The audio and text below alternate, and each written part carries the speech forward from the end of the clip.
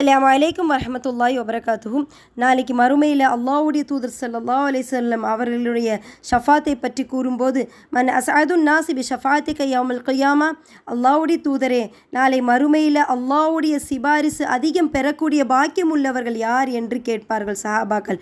உடனே அல்லாஹ்வின் தூதர் ஸல்லல்லாஹு அலைஹி வஸல்லம் கூறுவார்கள், அல்லாஹ்விடத்தில் நான் முதலில் சிபாரிசு செய்யும் வரை ஒரு நபி கூட சொர்க்கம் செல்ல முடியாது என்று கூறிவிட்டு, முதலில் நான் சிபாரிசு செய்ய ஆரம்பிப்பேன். என் சிபாரிசு முதலில் அல்லாஹ்விடத்தில் ஏற்றுக்கொள்ளப்படும். அதற்கு பிறகுதான் நபிமார்களிடம் இருந்த அந்த பயம் அவர்களை விட்டு அகன்றுவிடும். அவர்கள் அதற்கப்புறம் சுயநினைவுக்கு திரும்புவார்கள். அது வரைக்கும் அவர்களுடைய நிலை யா நஃப்ஸ் யா நஃப்ஸ் என்று, எங்களுக்கு என்ன ஆகும் என்று தன்னை ஒருவருக்கொருவர் பயந்து கொண்டிருப்பார்கள். அப்போ நபிமார்களுக்கே அப்படி ஒரு பயம்னா, நம்மளுடைய வாழ்க்கையில் அல்லாஹ்வுடைய தூதருடைய உம்மத்தாக நாம் இருக்கிறோம்.